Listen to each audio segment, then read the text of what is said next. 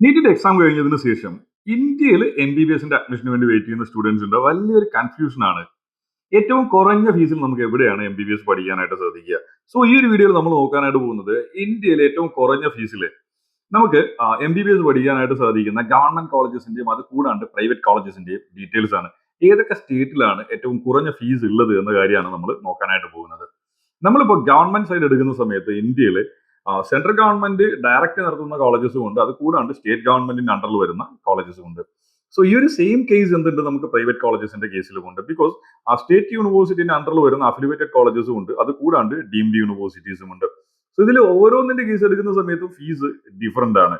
നമ്മൾ സെൻട്രൽ ഗവൺമെന്റിന്റെ അണ്ടറിൽ വരുന്ന കോളേജസ് എടുക്കുന്ന സമയത്ത് നമുക്ക് എയിംസസ് അവൈലബിൾ ആണ്, all India institute of medical sciences available ആണ്. നമുക്ക് ഓൾ ഓവർ ഇന്ത്യ നോക്കുന്ന സമയത്ത് ഏറ്റവും ഫീസ് കുറവുള്ളത് എയിംസിലാണ്. എയിംസിൽ ഏകദേശം 2000 രൂപ മുതലാണ് പെർ ഇയർ ഫീസ് സ്റ്റാർട്ട് ചെയ്യുന്നത്. അവരുടെ ഹോസ്റ്റൽ ഫീസ് എന്ന് പറഞ്ഞാൽ ഏകദേശം ഒരു 350 രൂപ മുതൽ ഹോസ്റ്റൽ ഫീസ് സ്റ്റാർട്ട് ചെയ്യുന്ന രീതിയിലുള്ള എയിംസ് അവൈലബിൾ ആണ്. ഇനി നമ്മൾ സെൻട്രൽ ഗവൺമെന്റ് ഡയറക്റ്റ് നടത്തുന്ന സെൻട്രലൈസ്ഡ് യൂണിവേഴ്സിറ്റികളുടെ കേസ് എടുക്കുന്ന സമയത്ത് സെൻട്രലൈസ്ഡ് യൂണിവേഴ്സിറ്റികളാണ് അടുത്ത് നമുക്ക് ഫീസ് കുറവായിട്ട് വരുന്ന യൂണിവേഴ്സിറ്റികൾ വരുന്നത്. സെൻട്രലൈസ്ഡ് യൂണിവേഴ്സിറ്റികളുടെ കേസ് എടുക്കുന്ന സമയത്ത് എറൗണ്ട് ഒരു 1 lakh മുതൽ ഫീസ് സ്റ്റാർട്ട് ചെയ്യുന്ന സെൻട്രലൈസ്ഡ് യൂണിവേഴ്സിറ്റികൾ നമുക്ക് അവൈലബിൾ ആണ്. ഇനി നമ്മൾ all over India government colleges നമ്മൾ എടുക്കുന്ന സമയത്ത് ഓൾ ഓവർ ഇന്ത്യയിലുള്ള ഗവൺമെന്റ് കോളേജസിന്റെ മാക്സിമം ഫീസ് എന്ന് പറഞ്ഞാൽ പെർ ഇയർ ഒരു 2.5 lakhs ആണ്. അതായത് നമ്മളിപ്പോ കേരള, കർണാടക, തമിഴ്നാട് ഇതുപോലെയുള്ള സ്റ്റേറ്റുകളുടെ അണ്ടറിൽ വരുന്ന ഗവൺമെന്റ് കോളേജസ് എടുക്കുന്ന സമയത്ത് മാക്സിമം ഫീസ് വരുന്നതെന്ന് പറഞ്ഞു കഴിഞ്ഞാൽ 2.5 ലക്ഷം രൂപ വരെയൊക്കെയാണ് മാക്സിമം ഫീസ് വരുന്നത്. ഇതിൽ തന്നെ സ്റ്റുഡൻസിന്റെ കാറ്റഗറി ബേസിൽ ഫീസിനകത്ത് ഒരുപാട് ഇളവുകളുമുണ്ട്. ഇപ്പൊ നമുക്ക് SC/ST കാറ്റഗറി, OEC കാറ്റഗറി, ഇതുപോലെ തന്നെ ഫിസിക്കലി ഹാൻഡിക്യാപ്ഡ് ആയിട്ടുള്ള സ്റ്റുഡൻസ്, ദെൻ OBC കാറ്റഗറിയിലുള്ള സ്റ്റുഡൻസ്, ദെൻ BPL കാറ്റഗറിയിലുള്ള സ്റ്റുഡൻസ്, ഇവർക്കൊക്കെ എന്തുണ്ട് ഫീസ് ഒന്നും തന്നെ കൊടുക്കാണ്ട് പഠിക്കാൻ പറ്റുന്ന ഓപ്ഷൻസും പല സ്റ്റേറ്റിലും റൂൾസ് ഡിഫറെന്റ് ആണ്. നമ്മളിപ്പോ കേരളത്തിന്റെ കേസ് എടുക്കുകയാണെങ്കിൽ SC/ST സ്റ്റുഡൻസിന് എന്ത് വരുന്നില്ല, ട്യൂഷൻ ഫീസ് വരുന്നില്ല.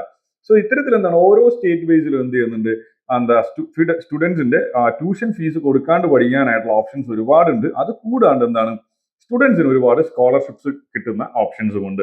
ഇനി നമ്മൾ പ്രൈവറ്റ് കോളേജസിന്റെ കേസ് എടുക്കുന്ന സമയത്ത് ഇന്ത്യയിലുള്ള പ്രൈവറ്റ് കോളേജസിന്റെ കേസ് എടുക്കുന്ന സമയത്ത് ഏകദേശം ഒരു 6 ലക്ഷം രൂപ മുതൽ 25 ലക്ഷം രൂപ വരെ ട്യൂഷൻ ഫീസ് വരുന്ന കോളേജസ് അവൈലബിൾ ആണ്. നമ്മളിപ്പോ ഏറ്റവും കൂടുതൽ ഫീസ് വരുന്നതെന്ന് പറഞ്ഞാൽ ഡീംഡ് യൂണിവേഴ്സിറ്റീസിലാണ്. ഡീംഡ് യൂണിവേഴ്സിറ്റീസിന്റെ കേസ് എടുക്കുന്ന സമയത്ത് ഏകദേശം 25-26 ലക്ഷം രൂപ വരെ ട്യൂഷൻ ഫീസ് വരുന്ന കോളേജസ് ഉണ്ട്. ഇപ്പൊ നമ്മൾ SRM medical college, then SRMC medical college, then ചെന്നൈയിലെ ബാലാജി മെഡിക്കൽ കോളേജ്, ദെൻ മഹാരാഷ്ട്രയിൽ നമ്മൾ എടുക്കുന്ന സമയത്ത് എന്ന് പറഞ്ഞാൽ Bharati Vidyapeeth university, then DY Patel university, ഇത്തരത്തിലുള്ള യൂണിവേഴ്സിറ്റികൾ എടുക്കുന്ന സമയത്ത് ഇവരുടെ പെർ ഇയർ ഫീസ് എന്ന് പറഞ്ഞാൽ ഏകദേശം 25 ലക്ഷം രൂപ റേഞ്ചിലാണ് ഇവരുടെ പെർ ഇയർ ട്യൂഷൻ ഫീസ് മാത്രം വരുന്നത്.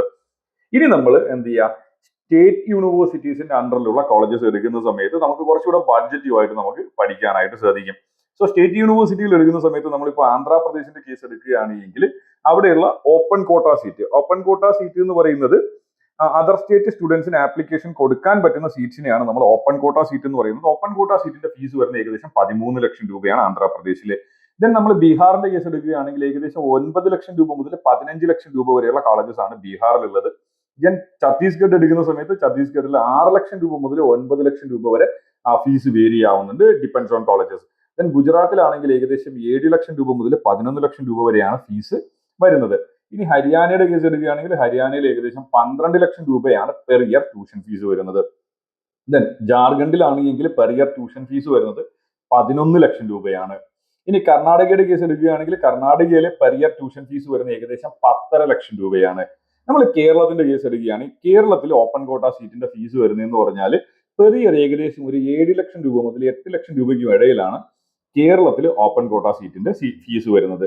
ഇനി നമ്മൾ മധ്യപ്രദേശിന്റെ കേസ് എടുത്തു കഴിഞ്ഞാൽ മധ്യപ്രദേശിൽ 12 മുതൽ 14 ലക്ഷം രൂപ വരെയാണ് പെർ ഇയർ ഫീസ് വരുന്നത്. മഹാരാഷ്ട്രയുടെ കേസ് എടുക്കുകയാണെങ്കിൽ 7.5 ലക്ഷം രൂപ മുതൽ 11 ലക്ഷം രൂപ വരെയാണ് എന്ത് വരുന്നത് മഹാരാഷ്ട്രയിൽ ട്യൂഷൻ ഫീസ് വരുന്നത്. ഒഡീസയിൽ ഏകദേശം 6.5 ലക്ഷം രൂപ മുതൽ 8 ലക്ഷം രൂപ വരെയാണ് എന്ത് വരുന്നത് ട്യൂഷൻ ഫീസ് വരുന്നത്. ഇനി പഞ്ചാബിന്റെ കേസ് എടുക്കുകയാണെങ്കിൽ പഞ്ചാബിൽ ഏകദേശം 10.5 ലക്ഷം രൂപയാണ് പെർ ഇയർ ഫീസ് വരുന്നത്.